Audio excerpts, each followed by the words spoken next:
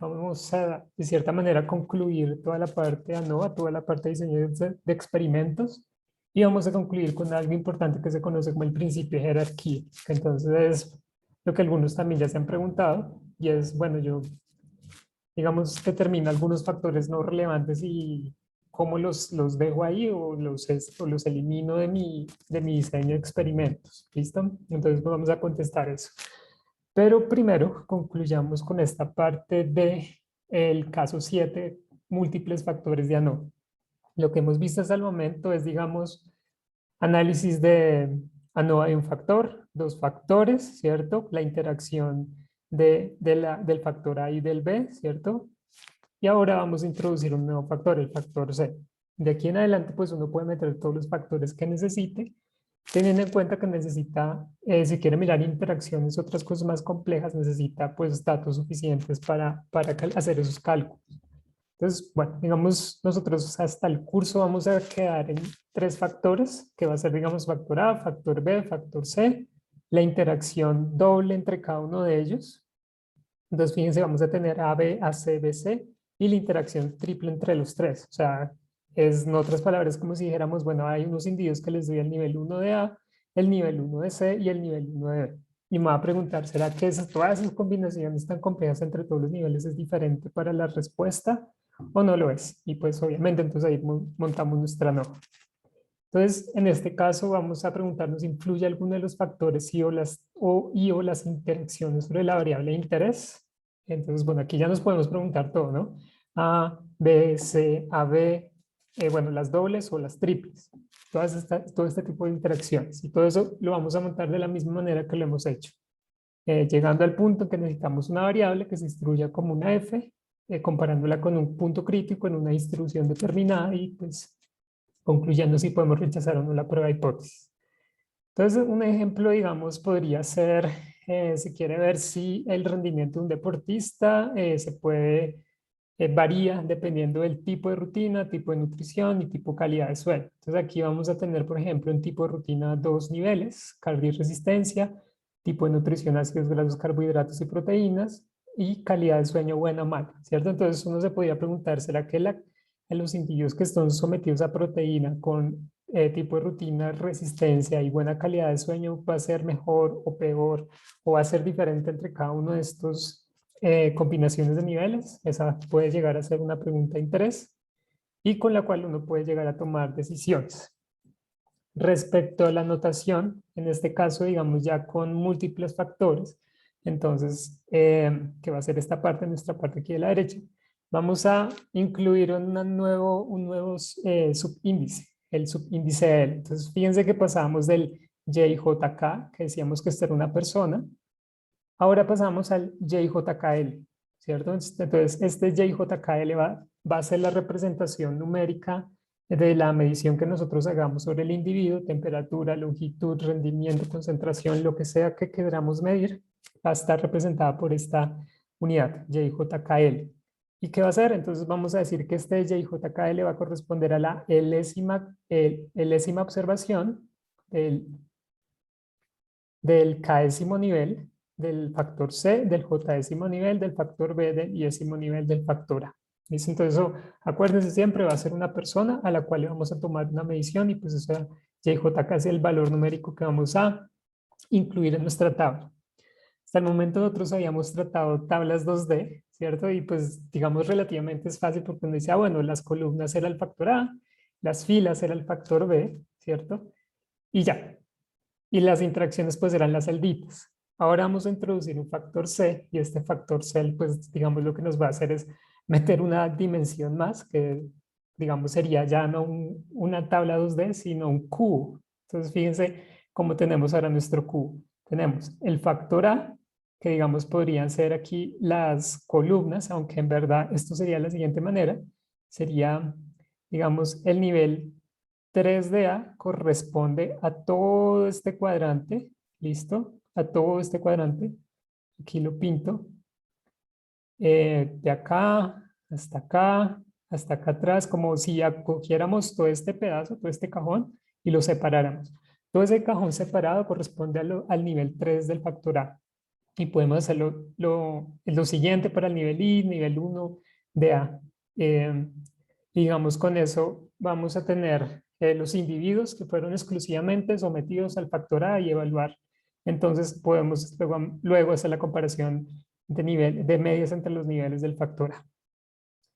Entonces, bueno, lo que digamos vamos a tener en cierto punto es que en la tabla de 2D que teníamos antes, nosotros decíamos que por celda era la combinación de niveles entre los dos factores. Aquí, el cuadrante o el cubo más chiquito que podamos encontrar dentro de este cubo grande va a corresponder a la interacción triple o la combinación de los tres niveles de los tres factores. Entonces, fíjense que estos individuos que están en la caja roja van a corresponder a los individuos sometidos al nivel 3 de B, al nivel 3 de A y al nivel 1 de C, ¿cierto? Entonces, estos individuos están sometidos a un tratamiento en específico. Y así para cada uno de estos cuadrantes. Cada uno de estos cuadrantes entonces va a representar la intersección entre tratamientos y nosotros nos vamos a preguntar finalmente, ¿será que dentro de todos esos cuadrantes va a existir una diferencia de medias? Nos podemos preguntar eso. Entonces, bueno, vamos a tener la observación, digamos, JJKL. Entonces, vamos a poder decir que cada uno de los individuos, esto es un ejemplo, vale 2 puntos, ¿cierto? Digamos, la medida de cada uno de estos individuos es 2 puntos. Entonces, aquí vamos a tener 2, 4, 6 puntos. ¿Listo? Entonces, digamos, para obtener la media por tratamiento, esto va a corresponder al y barra y JK punto, que va a ser para el i-ésimo nivel del factor A, del j-ésimo nivel del factor B, del k-ésimo nivel del factor C.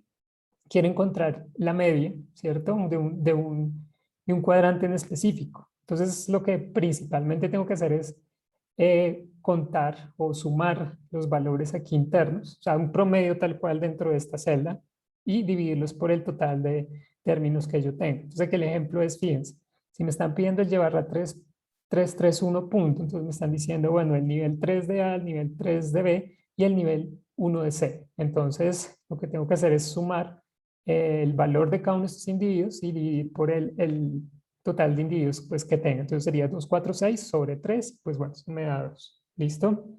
Se correspondería el cuadrante, al cuadro más chiquito. Podremos tener, así como en la tabla 2D teníamos unas medias adicionales, aquí pues también vamos a tener otras medias adicionales que van a corresponder, por ejemplo, las medias por nivel. Entonces a mí si me dicen, bueno, yo quiero saber la media del nivel 3, entonces nuevamente tengo que separar, dámosle otro calor que resalte un poco más, tengo que separar los individuos que efectivamente estén sometidos al nivel 3. Entonces, aquí para que lo tengan en cuenta, porque esto ya los confunde un poco, por esa nueva dimensión, es que el nivel 3 corresponde a todo este cajón que estoy señalando. ¿Listo? Entonces corresponde a esos individuos que son sometidos exclusivamente al nivel 3 de A, ¿cierto? Que quiero saber el nivel 1 de B. Ah, bueno, pues entonces tengo que separar el cuadrante, ¿cierto? Y buscar cuáles son esos individuos que fueron exclusivamente sometidos, bueno, aquí espero me quede bien, que fueron sometidos al nivel 1 de B, ¿cierto? Entonces, estos individuos. Eh, sí, bueno, de cierta manera.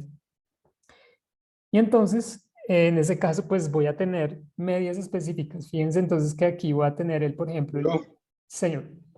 no duda. Para el nivel 1 de B se extiende hasta los de atrás, ¿cierto? Sí, sí, aquí lo pinté mal.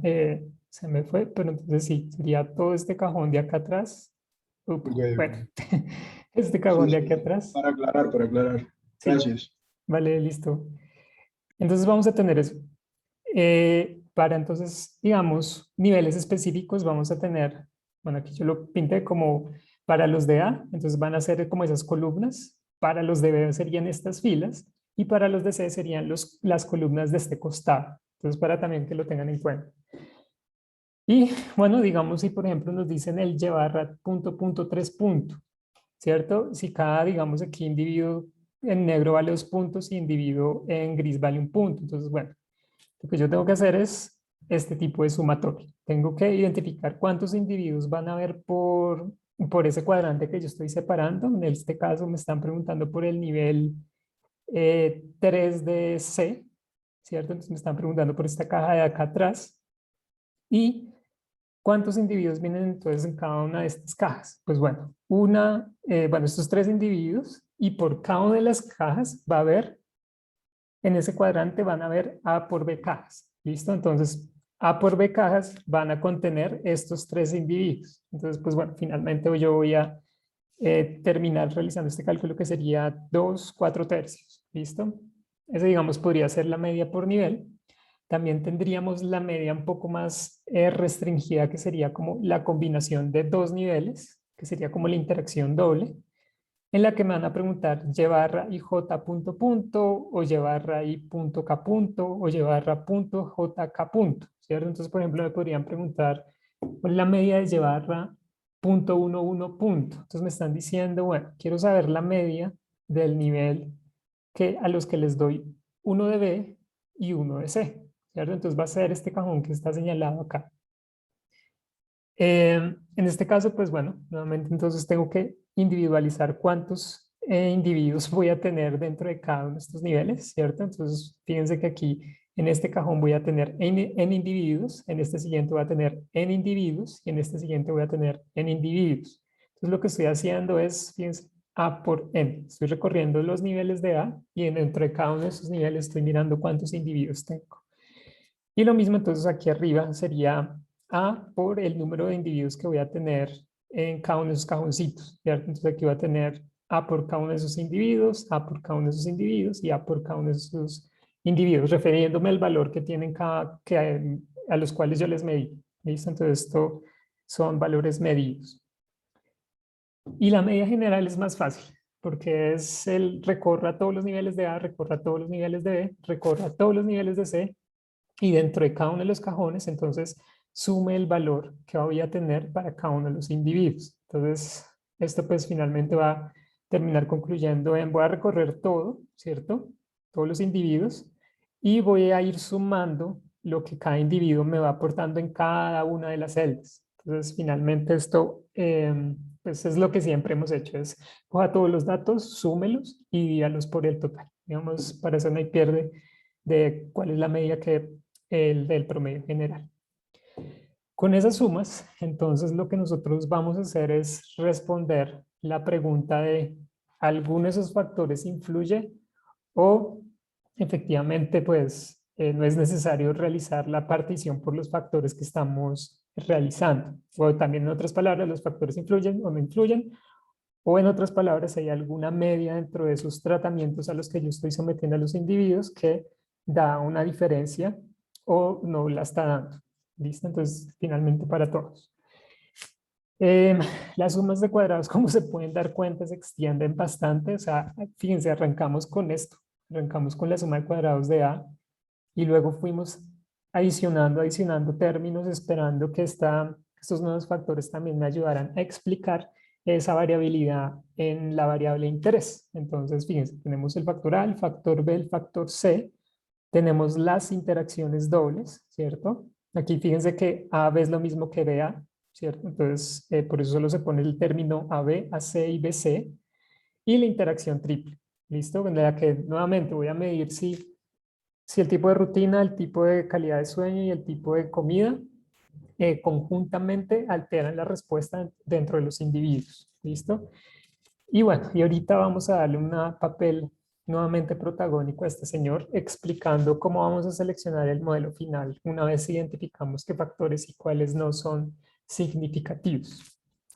Entonces, bueno, nuevamente por partes con las sumas de cuadrados, lo cual también ya es un poco redundante en lo que hemos visto, porque pues es prácticamente lo mismo. Por ejemplo, la suma de cuadrados total es cada uno de los datos menos el valor medio de la media general. Entonces, pues este ya es conocido por todos. Para la suma de cuadrados del error, entonces vamos a tener cada uno de los datos menos cada una de las medias por las celdas que nosotros tengamos. Entonces, en esta celda voy a tener una media. Entonces, a esos individuos específicamente que están contenidos acá, les voy a restar su media. ¿Listo? Y así para cada uno de los niveles bueno, las combinaciones triples que voy a tener. Eso para estas dos sumas de cuadrados. Para las sumas de cuadrados de A, de B y de C es un término muy similar entre ellos, dado que vamos a restar la media del nivel respectivo del factor menos la media general, ¿cierto? Entonces era una distancia que habíamos dicho como, bueno, yo como media de grupo o de nivel, ¿qué tanto me diferencio de la media general?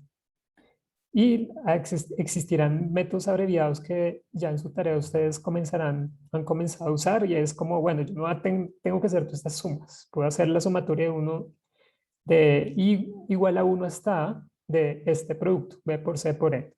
¿Listo? Y la misma lógica se maneja para B y para C. Para el factor doble, entonces también se maneja la lógica que ya hemos visto de voy a generar un nuevo promedio, de cierta manera, en el que yo retire los efectos de A y de B y que solo quede el término, digamos, como el efecto del tratamiento AB. Entonces, bueno, en este caso, esa media inicial, esta media con la que arrancamos acá, va a corresponder a la media que yo obtengo por este cajón. Y esta señora normalmente no se le suele presentar, esta yo la busqué y se las puse acá, que corresponde a la interacción triple. Entonces, fíjense todos los términos. Prácticamente es lo mismo que la doble, es como voy a quitar el efecto de los tratamientos dobles, es que son estos tres, voy a quitar los efectos de los tratamientos, bueno, y voy a ajustar los tratamientos simples. Entonces, finalmente me voy a quedar con el efecto de los tratamientos triples. Eso, digamos, es lo que representa esta sumatoria ABC. Y la construcción de la prueba NOVA ya también viene por defecto y de forma directa de cómo se construye. Entonces lo que vamos a tener es la suma de cuadrados totales con sus respectivos grados de libertad que los podemos obtener bueno, de la formulita que les di de cómo obtener los grados de libertad a partir de las sumas de cuadrados, ¿cierto? Entonces, bueno, este ejercicio lo pueden realizar en algún momento, que bueno, como, bueno, de A, B, C, porque es A menos 1, B menos 1 y C menos 1, entonces nuevamente se pueden ir aquí y comenzar a chequear qué es lo que está pasando acá y cómo pueden abreviar esos grados de libertad. Para cada uno de estos términos, ¿cierto? Podemos nuevamente entonces hacer las medidas cuadráticas entre relación de suma de cuadrados sobre grados de libertad. Y aplicando pues el teorema de Cochrane vamos a poder nuevamente decir que los términos en los que separamos las sumas de cuadrados total sobre el chi cuadrado, pues todos esos términos van a ser independientes y por lo tanto comparables, para lo cual entonces vamos a poder crear una variable tipo f que es, bueno, sin una distribución f y que se puede construir o se puede calcular a través de la relación entre la media cuadrática del factor x. Entonces aquí x es lo que sea, a, b, c, a, b, a, c, b, c o a, b, c sobre la media cuadrática del error. Esto pues como ya sabemos lo usamos para definir, para rechazar la prueba de hipótesis, ¿cierto? ¿Cuál prueba de hipótesis? Pues que en el caso de la interacción, si la interacción es no significativa o sí significativa, y en el caso de alguno de estos tres factores es que si el factor es no significativo o si es significativo. ¿Listo? Para cada una de ellas, ¿qué es lo que vamos a hacer ahorita? Vamos a definir una región de rechazo, que esto ya también lo hemos discutido bastante, que corresponde a definir una región de rechazo dentro de esta distribución, en donde la parte izquierda me va a decir, no, no rechazo la prueba de hipótesis, porque, o en otras palabras, podríamos estar diciendo que la variabilidad contenida en ese factor no influye en la variable respuesta, y en la parte derecha, todo lo que caiga en esta región, entonces vamos a decir que la variabilidad del factor, pues sí me logra explicar o si tiene un efecto sobre la variable de interés. Para definir entonces esta región de rechazo, vamos a usar una F con unos grados de libertad específicos, un alfa que nosotros definimos previamente del estudio. Y esto ya también se los he comentado. Lo identificamos con Excel o con R. ¿Listo? Para el F también podemos calcular un p-valor, la probabilidad entonces de que este F que tenemos, que calculamos con nuestra muestra, entonces si lo encontramos dentro de esta distribución y esto entonces lo podemos calcular o identificar con Excel o con R. ¿Listo? Nuestra tabla de ANOVA, fíjense, creció un montonzazo. O sea, aquí estos cálculos ya son mucho más de cuidados porque ya hemos arrancado con simplemente el factor A, el error y el total. Ahora, aquí pues se nos creció la familia A, B, C, A, B, A, C, B, C, A y el A, B, C, ¿cierto? Entonces aquí toca tener en cuenta, eh, bueno, pues los cálculos en general, toca tener en cuenta eh, cuál término es respectivo para cada uno. ¿Listo? Porque eso es importante para que no fallen en haciendo los cálculos. Esto, bueno, de hecho ya lo hacemos ahorita. Adicional, entonces ya para concluir, fíjense, felicitaciones, llegamos al caso particular 8, que es que hay vida más allá de lo que hemos visto. ¿Listo? Entonces va a haber múltiples factores con bloqueo, por ejemplo. Entonces vamos a tener el caso en que tenemos el factor A, el factor bloque, el factor C, interacción AC, ¿cierto? Y nos podemos preguntar otra vez lo mismo. ¿Alguno de estos factores influye dado que estamos bloqueando? Y eso tiene algún efecto sobre la variable de interés. Y pues bueno, esto no lo vamos a desarrollar. Simplemente también se los dejo aquí y es como conclusión de que podemos unir todo. O sea, podemos unir las interacciones, el bloqueo como estrategia para reducir el error si yo conozco previamente que alguno de los factores puede incluir variabilidad. Entonces, con eso pues armo un buen diseño de experimentos y puedo lograr identificar con mejor precisión los efectos que puedan tener estos tratamientos sobre la variable de interés. Como tal, bueno, aquí los libros contienen, digamos, las fórmulas y uno puede chequearlas en dado caso que no se les olvide o también usar los paquetes pues, que estamos usando ahorita para solucionar este tipo de problemas. Bueno, concluyamos entonces y nos vamos al ejercicio con la selección de modelos. Entonces ya vamos concluyendo y de hecho esta es una parte importante para ustedes más adelante y es que una vez yo construya el modelo, yo tengo que encontrar de cierta manera el mejor modelo. Es como una lotería porque finalmente uno puede, para alguien puede ser un modelo que contenga unas variables, ser el mejor modelo y para otra persona otro modelo con otras variables pueda ser el mejor modelo, ¿cierto? Entonces ese tira afloje es a veces difícil de lograr un punto medio donde todos definan cuál es el mejor modelo.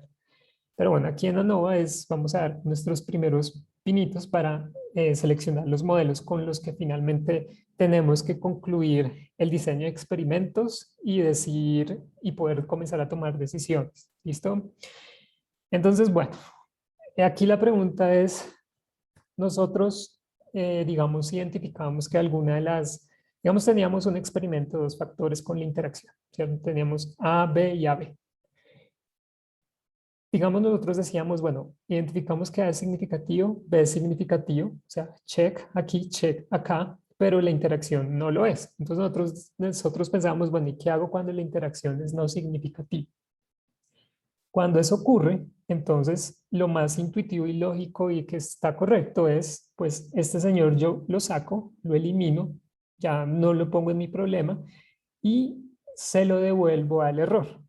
Listo, ya vamos a ver qué significa devolver al error y cómo hacer que se devuelva el error. Entonces, lo que uno hace es decirle, chao amigo, interacción doble, se me devuelve el error y, eh, y de cierta manera entonces estamos diciendo, esa variabilidad que le había atribuido al componente AB o al factor AB estaba mal atribuido. Entonces, por eso yo se la devuelvo al error. ¿Que cómo le identifique? Ah, pues porque monté todo el no. ¿Listo? Entonces, eh, de cierta manera, lo que vamos a hacer una vez identificamos un factor que no es significativo es devolvérselo al error. ¿Listo? Pero no solamente le devolvemos, bueno, miremos, de hecho, miremos esto. De hecho, no solamente devolvemos la variabilidad del error, sino devolvemos la variabilidad y los grados de libertad. ¿Listo? Entonces, ¿en qué consiste esto? Pongámoslo donde se ve más bonito. Pongámoslo acá. Entonces, ¿qué es lo que pasa? Yo lo que tengo es mi error, ¿cierto? Y yo una vez comienzo a desarrollar mi diseño de experimentos, yo lo que comienzo a hacer es arrastrar variabilidad y otorgársela a un factor. Entonces, por ejemplo, aquí yo se la otorgo al factor A, se la otorgo, saco un pedazo de variabilidad y se la otorgo al factor B.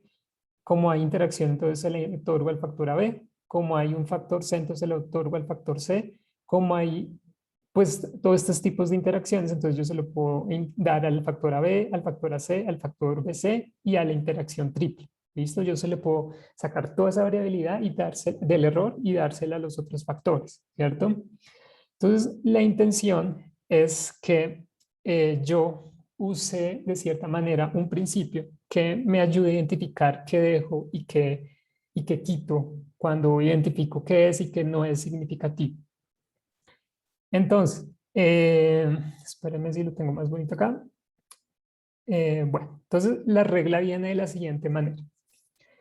Digamos, yo tengo un modelo con 3 variables, con 3 factores, donde mire interacción doble e interacción triple. ¿Listo? Entonces yo voy a irme de atrás hacia adelante. Eso es, yo voy a comenzar a ver la significancia del factor triple. ¿Listo? Y comienzo a chequear de ahí hacia abajo cuáles factores son relevantes. Entonces, por ejemplo, yo digo, arranco con el factor ABC. Entonces yo digo, bueno, este es significativo. Bueno, sí lo es. Entonces me quedo con todo el factor triple. ¿Alguno de estos es significativo? Sí, todos estos factores lo son. Entonces me quedo con los 3. ¿Alguno de estos factores es significativo? Entonces sí, también lo son. Entonces también me quedo con ellos. ¿Listo?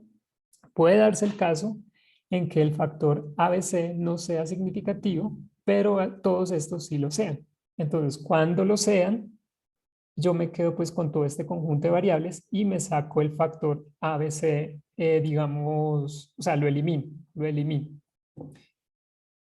Eh, digamos otro caso, que el significativo me dio ABC, ¿cierto? Y estos no me dieron significativos y estos sí me dieron significativos. Cuando ocurre eso, entonces me quedo con todo el diseño, ¿listo?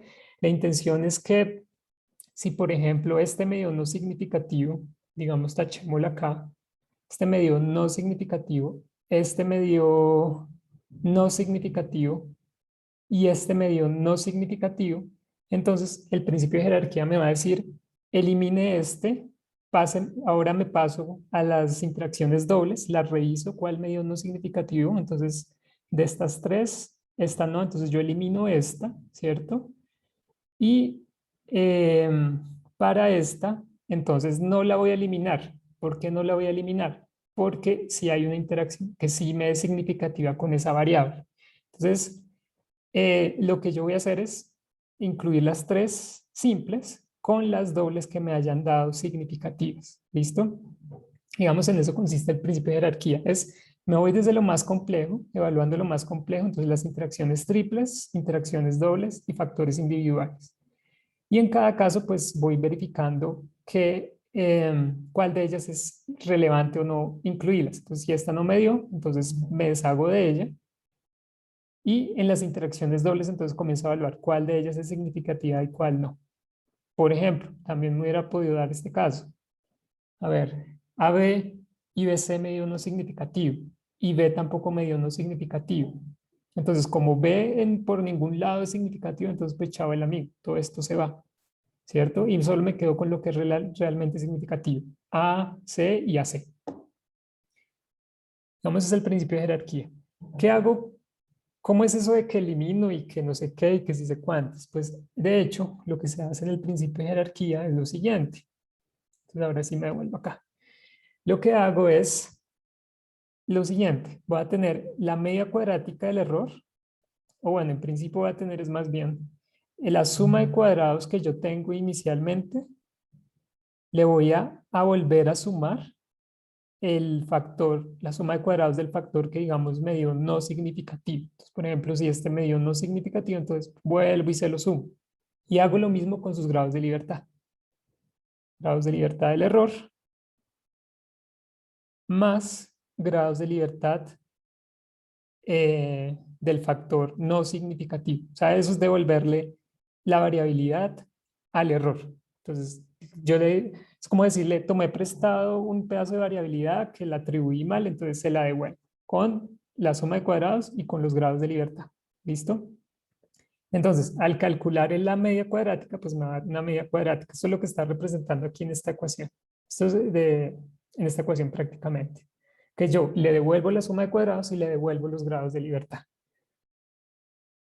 Eh, listo. ¿Tienen alguna pregunta allí?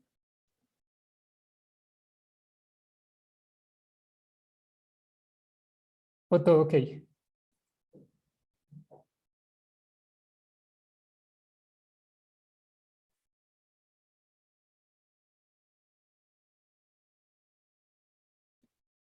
Bueno, entonces les acabo de enviar un archivo que corresponde al Kahoot, el bono de ahorita, que va a hacer lo siguiente. Entonces, bueno, ya se los envié, ahora yo lo abro. Tiene la siguiente manera.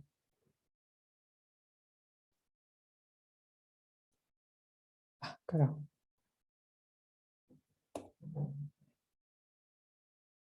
Viene de la siguiente manera. Entonces, ustedes ya en su archivo que van a tener es lo siguiente. Este es un diseño de experimentos que nos dice la siguiente manera. En una industria cervecera se desea conocer cómo tres factores influyen en la efervescencia de la cerveza. Se realizó un experimento para determinar si existe un efecto de la molienda, el saborizante y la concentración de lúpulo. Entonces tenemos, bueno, una significancia del alfa 0.01. Entonces prácticamente nos dan la tabla NOVA, fíjense ya parcialmente construida. Lo que nosotros tenemos que entonces hacer es terminar de calcular. Entonces yo les ayudo un poco, aquí yo de hecho ya la tengo. Y lo que vamos a hacer es lo siguiente.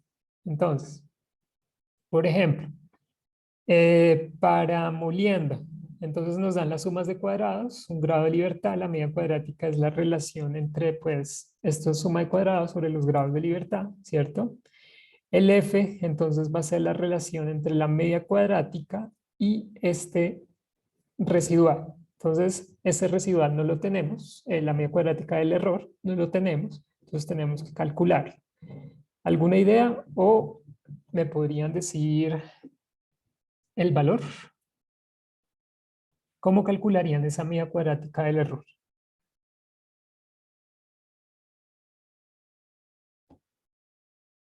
Pues sería la Al resta menos la entre suma. la suma de todos Sí. los factores menos el total. Señor, ¿me puedes repetir, por favor? Sería El tot- la resta entre el total menos la suma de factores. Ok, entonces, ¿este total o este total? El de mínimos el- cuadrados. Exacto, muy bien. Entonces, necesitamos lo que nos dice, ¿quién nos comentó eso? Bueno, entonces tenemos que restar este valor menos estos valores, ¿cierto? Habíamos definido que la suma de cuadrados total es la suma de todo esto. Entonces, si necesito un valor, pues entonces hago la resta de este menos todo el resto, ¿cierto? Entonces, aquí hay otra cosa. Tenemos otros dos valores que no están calculados. Entonces, bueno, aquí esta media cuadrática, pues fíjense que es el mismo valor que tenemos acá, dado que aquí es suma de cuadrados sobre grados de libertad, y como los grados de libertad uno pues me va a dar el mismo valor. Entonces lo mismo va a hacer para este señor y lo mismo va a hacer para este señor. ¿Listo? Entonces, eh, bueno, calculamos este. A ver, entonces sería este valor, que es el total, menos la suma de todo esto, ¿cierto? Vamos a tener la suma de todo esto. Eso me da este valor. Ahora, la media cuadrática, como ya sabemos, es la división entre la suma de cuadrados del error sobre los grados de libertad. Eso me da 52,26. Ahora bien, yo les ayudo con este. El F crítico, Diego, señor. ¿por qué la suma de cuadrados es igual al mínimo cuadrados en saborizante y concentración lúpulo? A ver, ¿dónde? Los dos valores que encontraste en la suma de cuadrados de saborizante y concentración lúpulo. Esos dos que no teníamos dados. ¿Estos dos? No, en la suma Sí, suma.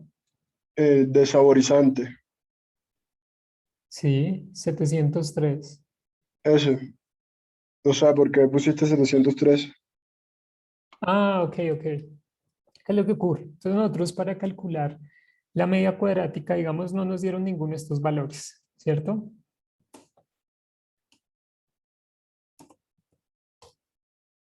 Ah, salir de mi contexto. Bueno, me quedo aquí con este comentario. Eliminar comentario.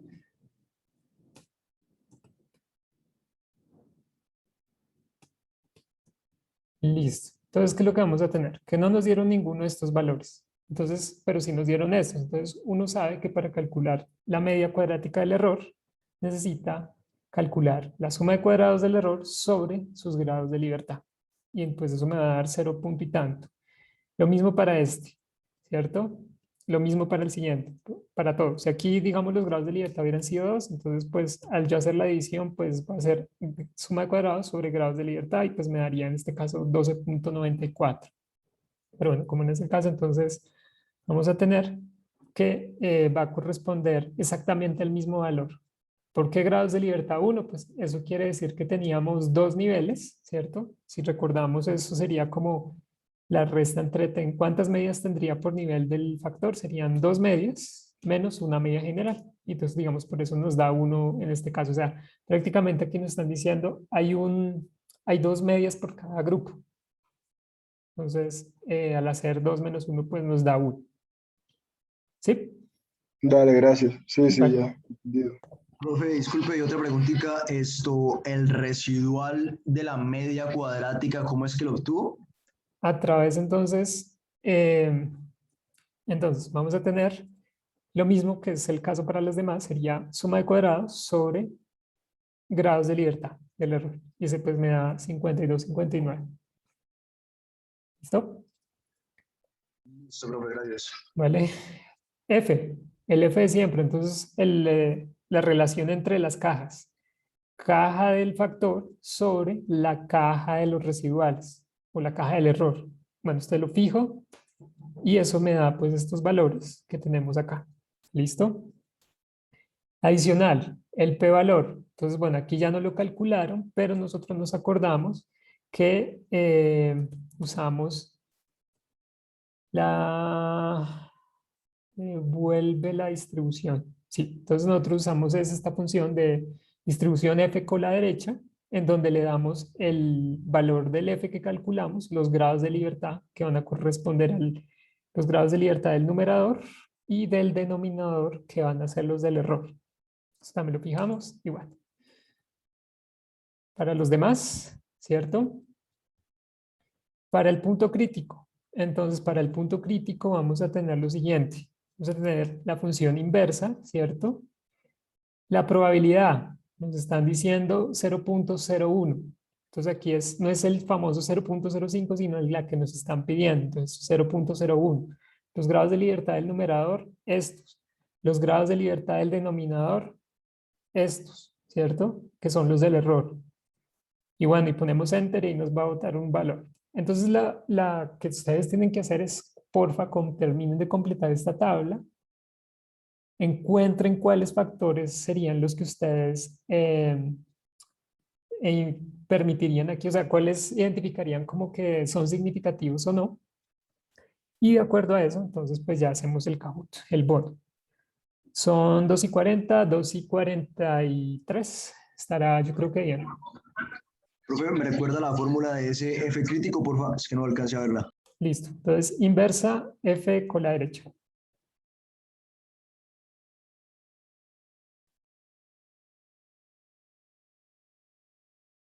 ¿Me puedes acordar a mí de la F, por favor?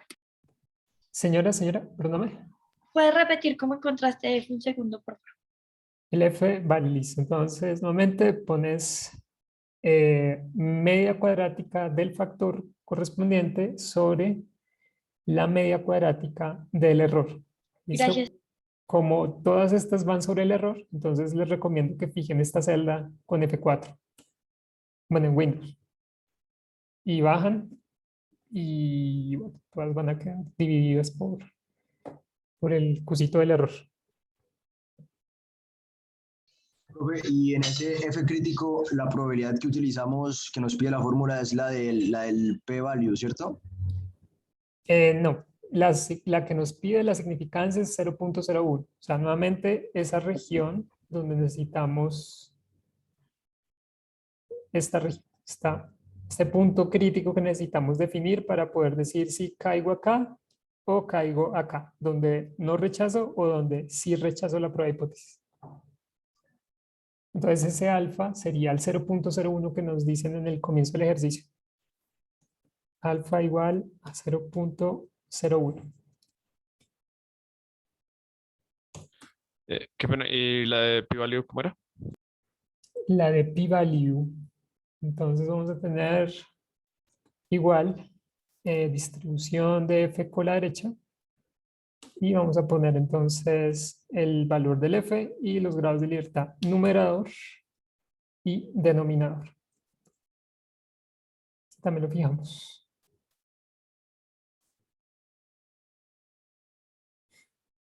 Bueno, y 42. Vamos allá con el Kahoot. Un segundito que esta vaina me puso loca hoy.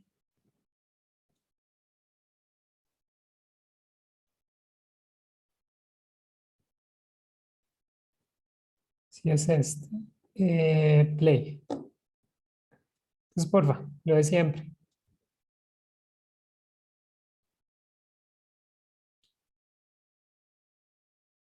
Los primeros tres pues tienen un poco más en el bono y los demás pues no es que no tengan nada, sino pues que eh, se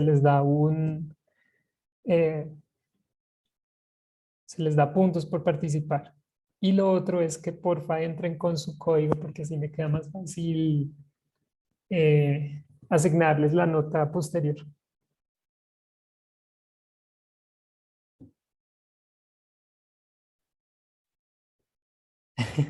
Bueno, está bien.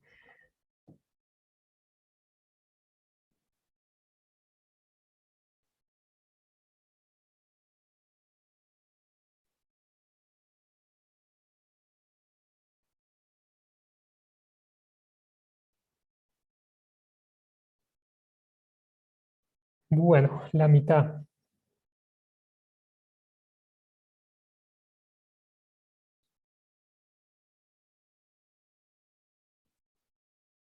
Seis.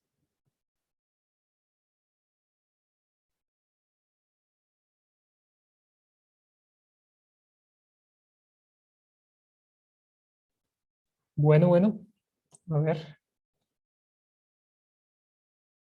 Los demás. 7. Me faltan 2, creo que en principio.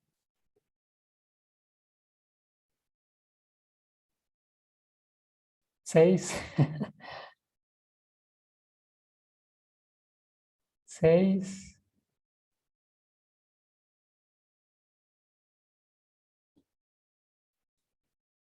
Bueno, 6. Los demás, porfa. No sé quién haga falta. A ver, Felipe, Germán, Isabela, José, Luis, Michael, Nicolás, Pablo, Santiago. No sé quién haga falta. Yo ya estoy, profe. Ah, vale, listo. Yo ya, profe. Vale. Eso, perfecto. 7. Entonces me voy con 7 a la 1. Me voy con 7 a las 2. Nuevamente se vale simplemente participar y me voy con 7 a las 3. Bueno, entonces con los cálculos que hayan realizado, por favor, primera pregunta. El valor del mejor estimador de la varianza sigma cuadrado es 52, 4233, 6590 o 74.98.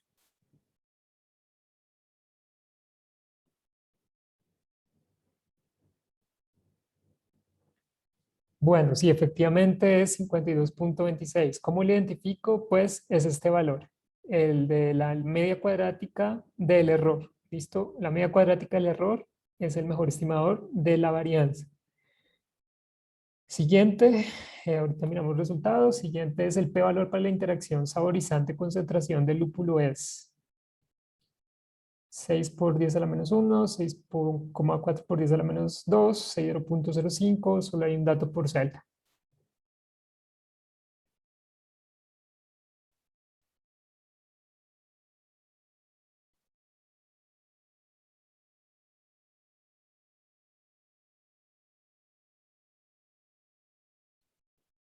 Bueno, ya los veo mucho mejor. 5. Entonces, efectivamente, lo que tengo que hacer es p-valor, ¿cuál es? ¿Cuál es? 6.4. 6.4 por 10 a la menos 1.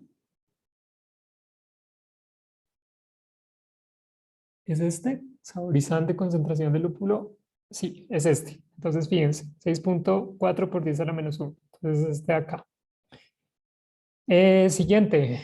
A ver, ya vamos a 3 de 4. El punto crítico para el factor molienda es 0.05, 3.95, 6.96 o 0.01. Punto crítico hace referencia a este valor, ¿no? El valor que calculamos acá.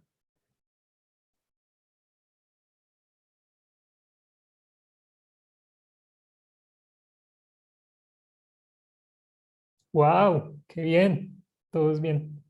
6.96. ¿Cómo lo hicieron? Entonces, vamos a hacer inversa con la derecha, ¿cierto? Me habían dicho probabilidad del 0.01. Entonces, pongo 0.01. Grados de libertad del numerador, grados de libertad del denominador, ¿cierto? Eso me da 6.95. Fíjense que es lo mismo para todos, porque son los mismos grados de libertad del numerador. Entonces, bueno, va a ser 6.96 y para el último, entonces vamos a tener lo siguiente. Entonces, con ese alfa del 0.01 son los factores significativos. Entonces, bueno, saborizante y molienda, concentración de lúpulo son significativos, así como la interacción triple. Solo molienda y concentración de lúpulo es significativo. Molienda, concentración de lúpulo, molienda saborizante, molienda concentración de lúpulo son significativos. La interacción triple no es significativa.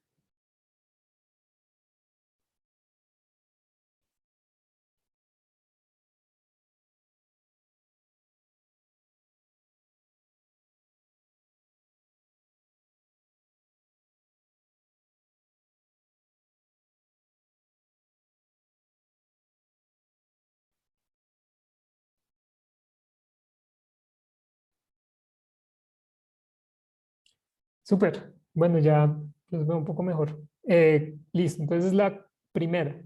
¿Qué es lo que pasa? Entonces, yo lo que tengo que hacer es comparar mi valor, ¿cierto? Y decir, si este valor de mi F calculado con la muestra es mayor al F crítico, entonces rechazo la prueba de hipótesis. Los que den verdadero, entonces es que rechazo. Entonces, fíjense, rechazo con saborizante, rechazo con molienda y rechazo con la interacción triple. ¿Listo? Entonces, esos tres factores son significativos. ¿Cómo aplico la ley del principio de jerarquía? Pues en este caso, como el más complejo. Ah, bueno, no, esperen, esta es la...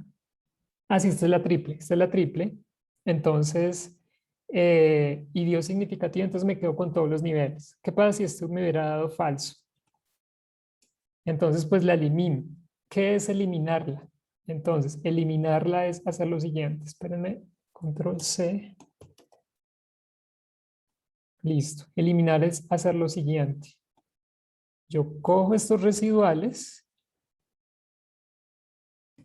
este residual viejo, y le sumo el factor que tengo que devolver. Cojo estos grados de libertad viejos y le sumo los grados que le tengo que devolver. Cojo bueno, este sí no. Entonces, ¿eso qué me va a dar? Una nueva media cuadrática. ¿Listo? Este va a ser mi nuevo error o mis nuevos residuales. Y este señor, pues es el error viejo que pues yo descarto. O sea, ya digamos es como el viejito que entonces le pongo un gris para que no se vea. ¿Cierto? Entonces, ahora así me va quedando. Y este señor, pues yo lo elimino también. Entonces ya voy eliminando y se los voy incorporando al nuevo error, que también tengo que quitar este. Antes hago el mismo procedimiento. Cojo este y se lo sumo a este, cojo a este y se lo sumo a este, tengo nuevamente el nuevo error y calculo la nueva media cuadrática, ¿cierto? Hasta cuando, bueno, ya como les comenté, si es verdadero, o sea, si me debo quedar con el factores individuales y todo este caso. Bueno, y para concluir hoy, entonces me voy a Luego una volver a pregunta. R, señor. Con ¿qué? Con el F, con el valor de F y el alfa, si el valor de F es menor a alfa, también se puede decidir sobre si se rechaza H0, ¿cierto? Sí, sí, el P valor. Es el P valor, ¿no? ¿Me dijiste el P valor? Ya te digo, si el... Es el P valor. O sea, digamos, para rechazar, podríamos hacerlo como lo acabamos de hacer. Ah, bueno, ¿dónde está? Ah, esto me quedó acá, ya. Entonces, con el F, hacemos, si el F es mayor al F crítico, entonces rechazamos. Lo podemos hacer también con el alfa, 0.01, pero es con el P valor. Entonces, si Ok, el P ok. valor, aquí el caso contrario, es menor que el alfa, entonces rechazamos, ¿cierto? Si no, pues entonces no rechazamos. Espera un segundo, que se me olvidó olvidar esto. ¿Listo? Entonces nos da lo mismo. Falso, falso, verdadero, verdadero, y etcétera. Vamos, ese es el caso. Y Dale, bueno, profe. y para concluir con nuestros ejercicios de R, entonces lo que vamos a tener hoy es lo siguiente. Vamos a ver cómo se implementa todo esto en R. Es decir, todos los diseños de experimentos en la fórmula que vimos la última vez.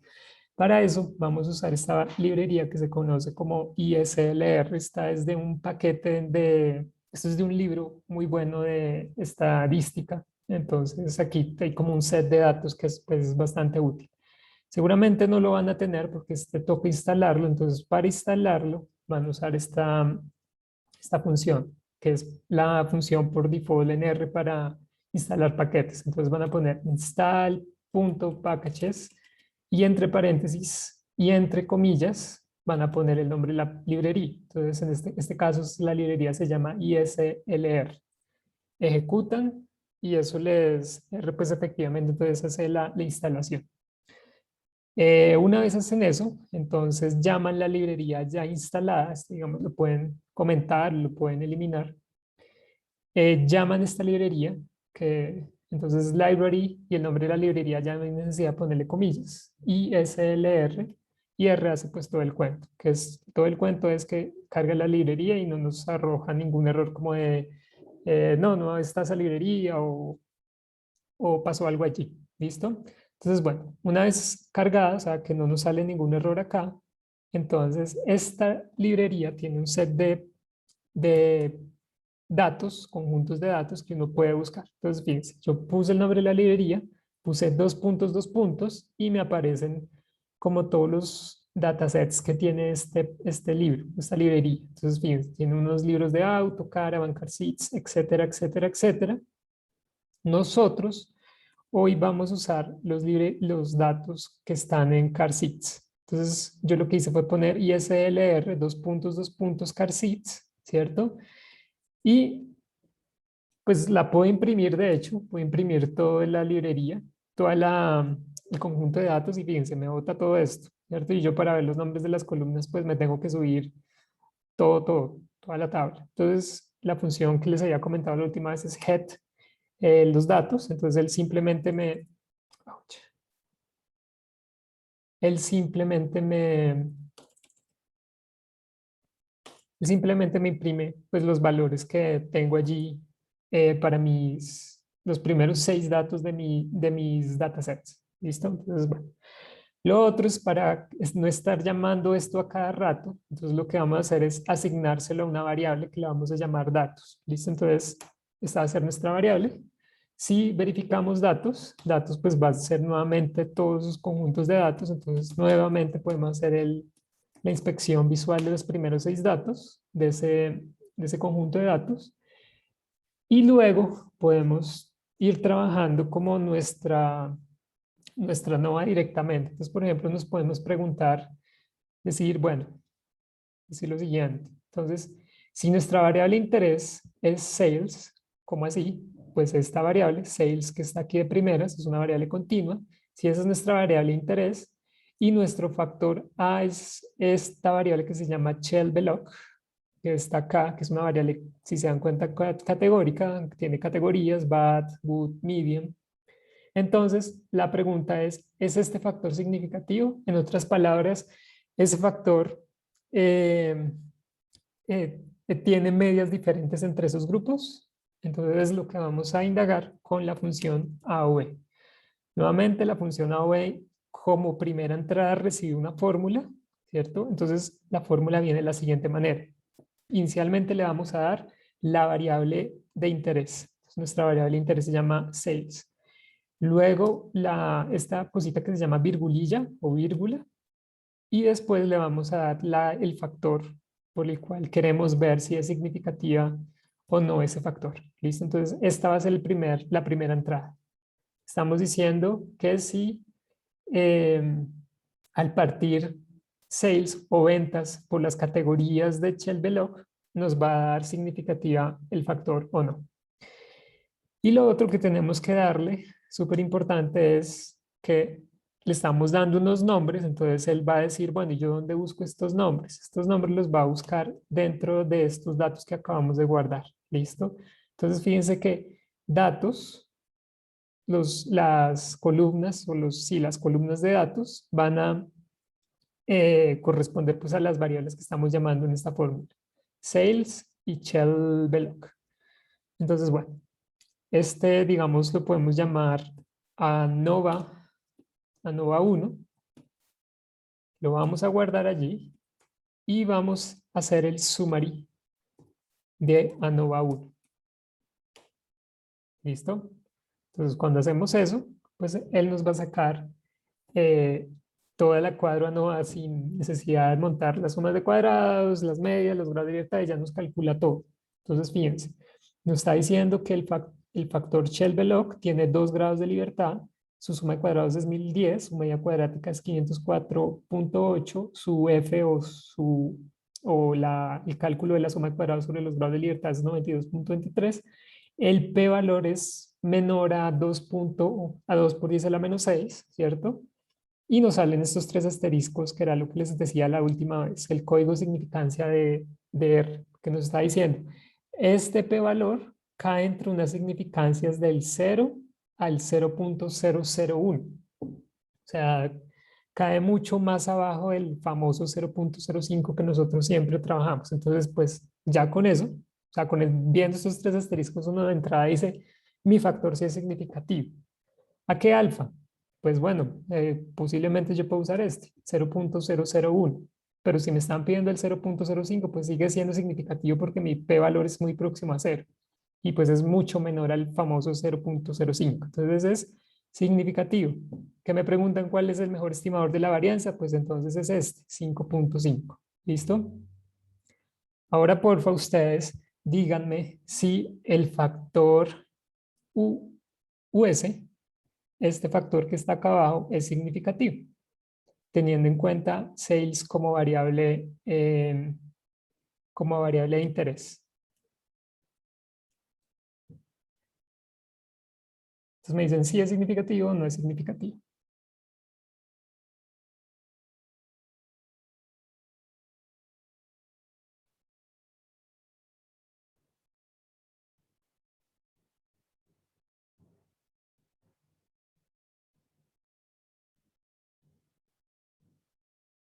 La otra pregunta es si lograron instalar el paquete.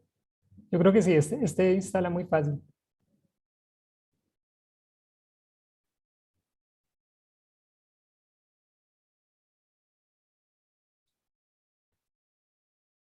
Vale, listo.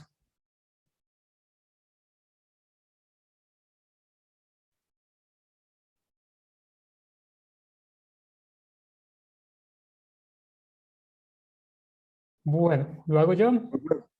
Señor. Arriba donde pusiste sales y después pusiste Shell-Veloc, ¿eso qué es?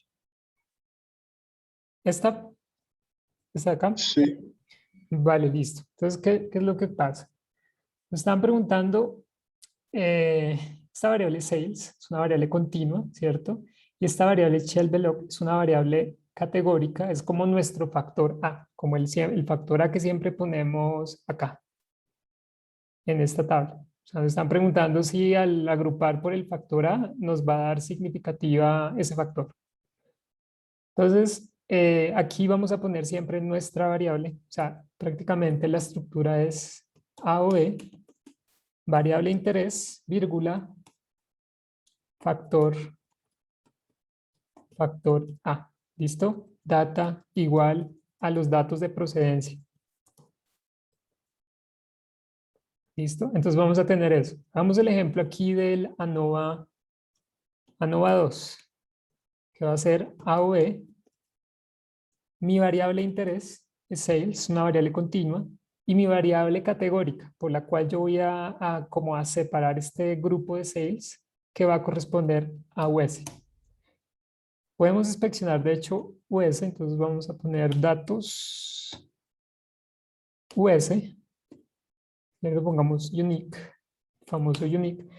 Y cuando hago eso, entonces de esta lista, de este vector de valores que voy a tener, los únicos valores son yes y no. Entonces lo que voy a hacer es partir mi variable de interés entre los que son yes y los que son no. Y voy a comparar esas dos poblaciones usando ANOVA. ¿Listo? Eso es lo que estoy planteando en esta forma. Y luego voy a decirle término aquí es importante porque le voy a decir a R de dónde tiene que buscar estos datos. ¿Qué pasa si yo no pongo esto? Fíjense lo que va a pasar. Error. El objeto sales no está encontrado. O sea, no hay una variable aquí guardada en el espacio que se llame sales. Fíjense, aquí no hay nada que se llame sales. Entonces yo le tengo que decir, no, pues es que eso está aquí metido en datos. ¿Por qué? Porque sí, fíjense, es la columna US y sales la que tiene que ir a buscar para montar todo el ANOVA. Entonces corro esto y corro también el summary del ANOVA 2. Entonces, ¿qué me va a decir? ¿Qué puedo decir? ¿Es significativo o no es significativo?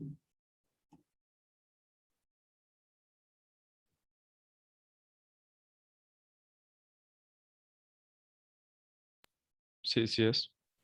Perfecto, gracias. Es significativo, ¿cierto? ¿Por qué? Fíjense. 0.000372 es menor que el 0.05. Sí, es mucho menor. Entonces, ¿con qué significancia yo podría trabajar?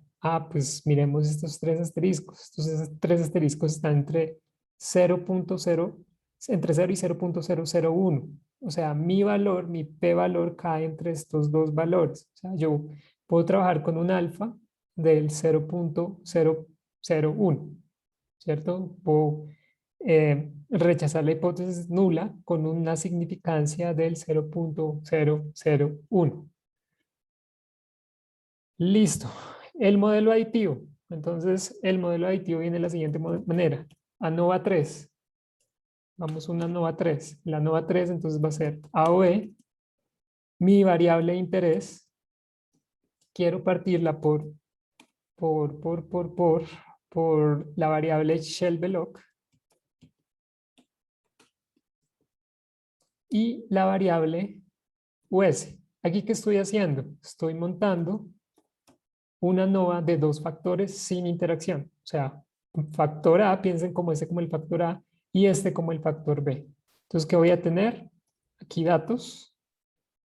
Y fíjense, entonces me va a hacer summary del ANOVA 3.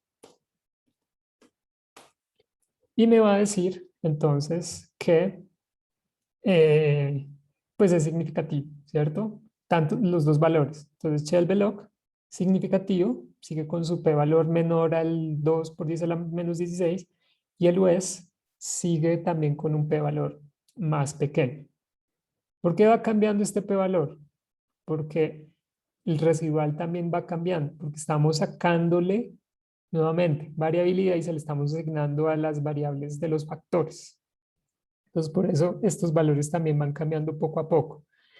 Y vamos usando también entonces nuestro código de significancia R para decir a qué significancia puedo rechazar la prueba de hipótesis. Entonces, bueno, ese es el modelo sin interacción. Ahora el modelo aditivo con interacción. Copiamos esto para agilizar. Entonces vamos a tener el ANOVA 4 que va a corresponder a estos dos más estos dos términos, ¿cierto? Pero para hacer la interacción yo no uso el más, sino uso el por. Entonces le estoy diciendo a R lo siguiente. Hágame una ANOVA para esta variable como factor A, esta variable como factor B y esta variable como la interacción entre A y B. Entonces, ejecuto y fíjense, me sale factor A, factor B, interacción factor A, factor B. ¿Es la interacción factor A y factor B significativo? Les pregunto.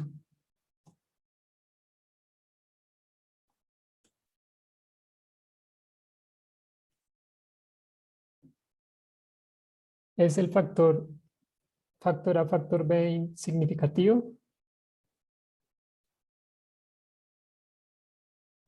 Sí, no.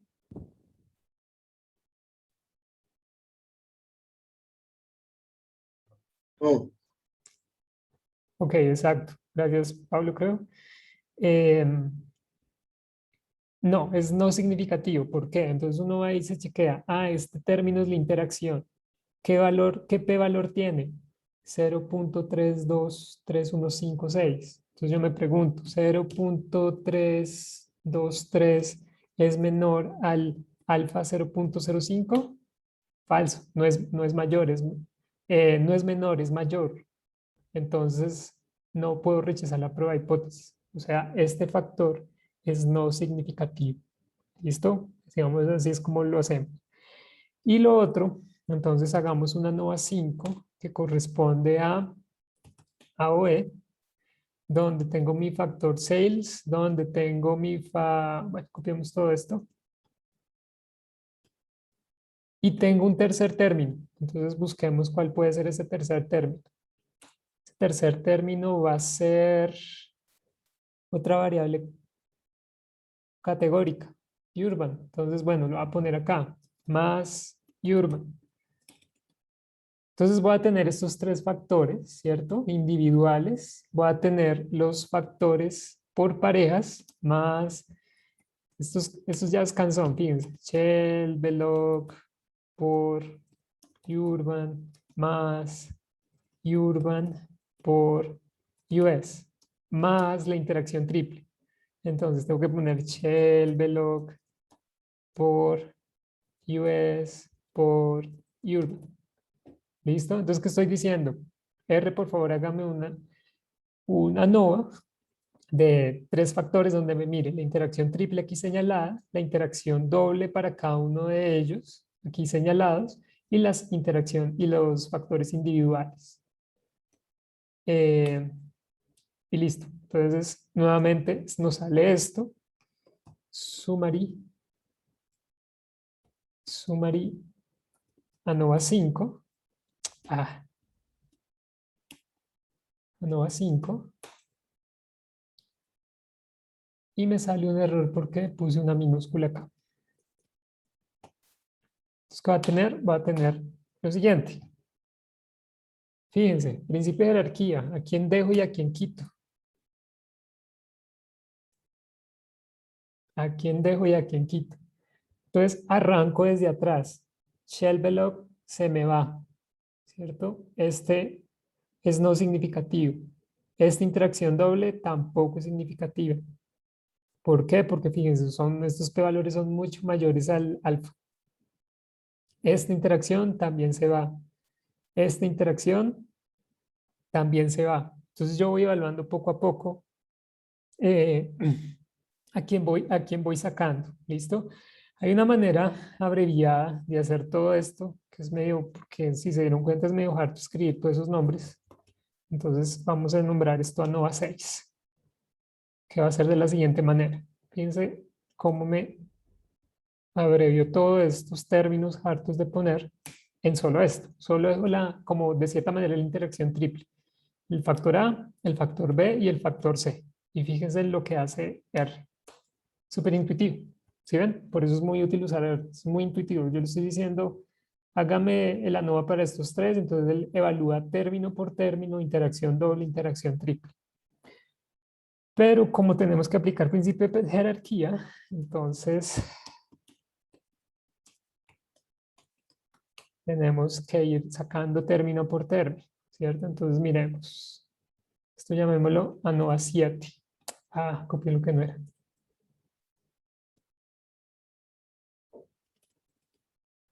ANOVA 7. ANOVA 7, ¿cierto? Entonces nos paramos acá. Interacción triple, ¿significativa? No. Entonces la eliminamos. Chao. Revisamos. ¿Quién sigue?